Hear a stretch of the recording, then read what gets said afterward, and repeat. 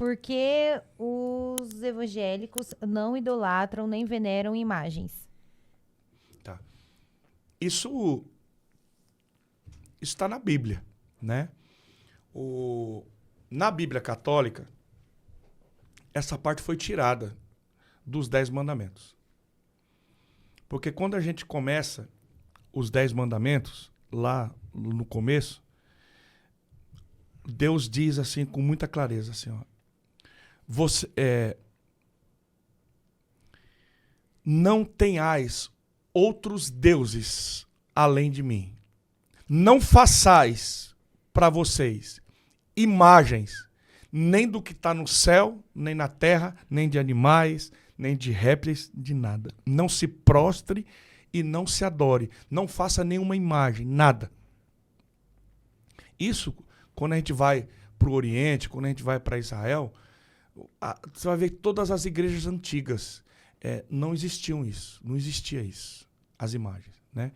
Então, quando o mandamento diz, somente ao Senhor teu Deus adorarás, e somente a Ele prestarás culto, não tenha imagem, não faça imagem.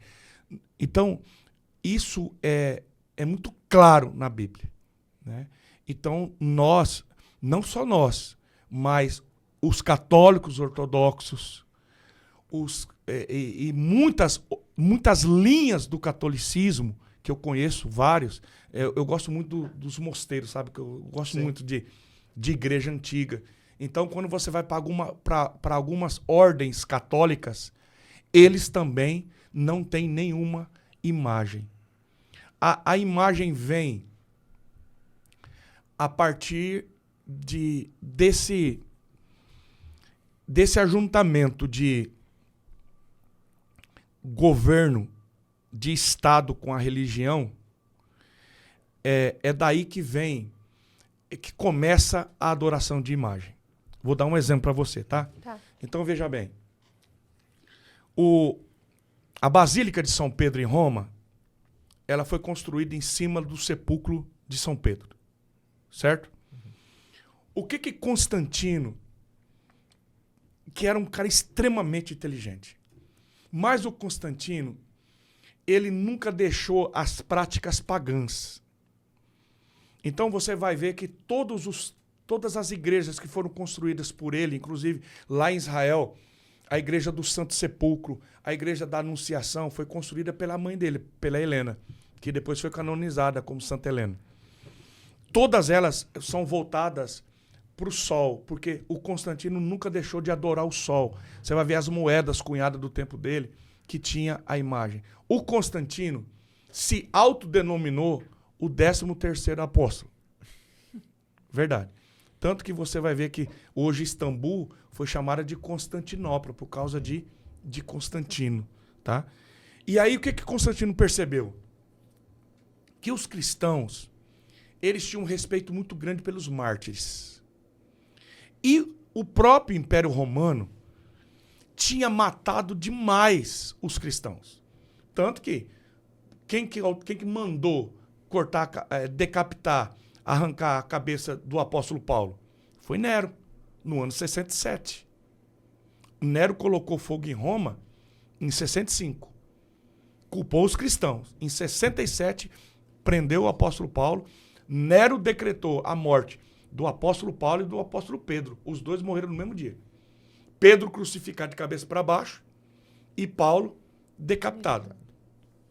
E aí os outros, todos os apóstolos, a igreja primitiva tem, a gente chama dos santos, né? Todos foram martirizados.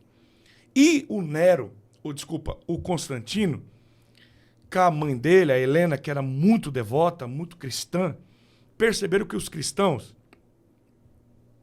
eles tinham muita reverência pelo túmulo, pelo sepulcro dos santos da igreja. Então eles faziam memoriais, ceia naqueles sepulcros, e eles se ajuntavam ali, porque eram mártires da igreja, sim, certo? Por isso que ele constrói a basílica em cima do sepulcro de Pedro. Por quê? Porque o povo se reunia lá. Entendi. Se reunia lá, certo? E aí, vamos fazer um jeito de compensar todo o mal que Roma fez. Então vamos construir a Basílica de São Paulo, a Basílica de São Pedro, vamos construir a igreja lá em Israel, lá de tal, certo? Vamos fazer um memorial para Pedro, que inclusive existe hoje em muitas cidades. Então, vamos fazer uma imagem de Pedro, uma imagem de Paulo, vamos fazer uma imagem de Maria, vamos fazer uma imagem de José, vamos fazer, certo?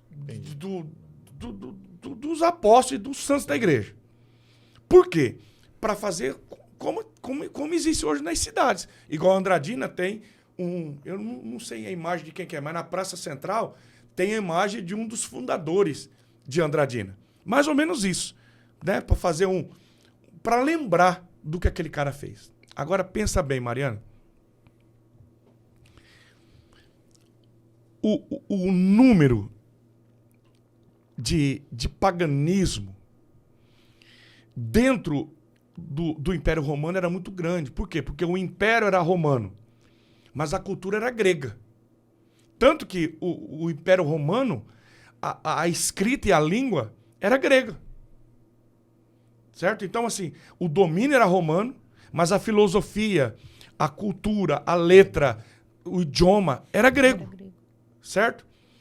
E o panteão grego sempre foi muito forte. Os deuses gregos, sim, né? Apolo, né?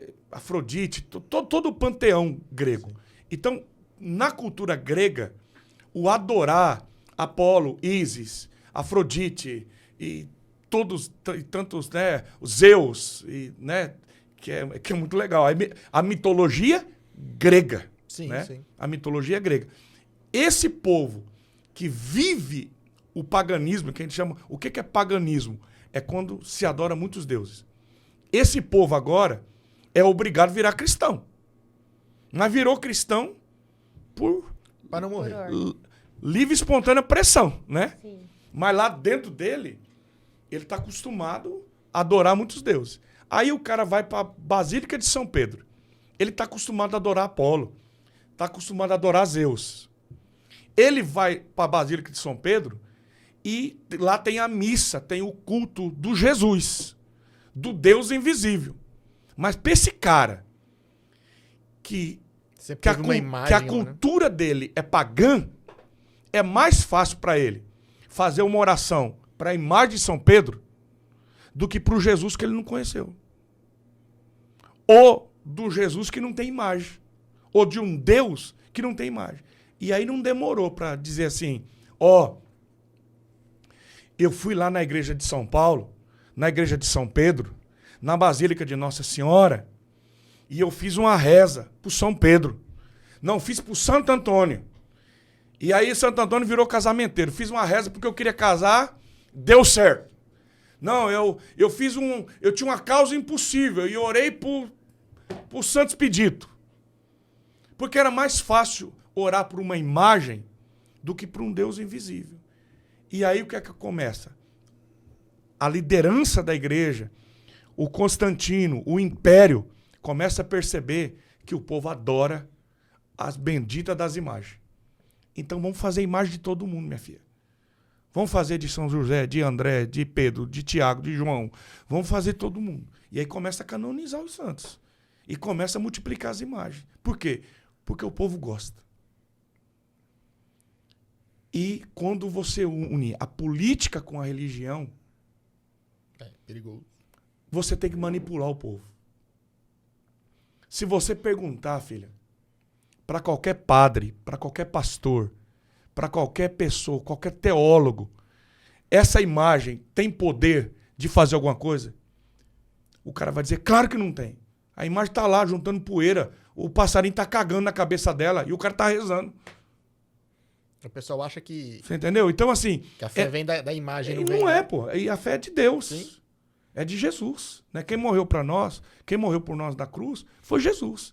Mas é mais fácil orar por um santo do que por um Jesus que talvez para alguns está muito longe. O pessoal acha que tenta imaginar algo mais palpável, né? Tentar dar tangível, forma, né? Olhar um rosto, alguma coisa do tipo, né? Para poder se identificar, talvez. Mas, biblicamente, isso é Sim. pecado. Esse é um caminho perigoso. Ah, não, mas tem gente rezando pra gente viva ainda. É, bicho. A gente verdade, tá vivendo numa época aqui que rezar pra imagem hoje acho que seria o De menos né? pior, digamos assim. E Jesus disse, ó, eu sou o caminho. Eu sou a verdade, eu sou a vida. Ninguém vai ao Pai a não ser por mim. Não tem outro caminho. Não tem outra maneira de chegar a Deus. É só Jesus. Jesus disse, eu sou o caminho. Ele não disse, eu sou um dos caminhos. Eu sou o caminho. Eu sou a verdade. Então, assim, qual é o caminho para Deus? Jesus. Quem salva? Jesus. E a gente só adora Ele.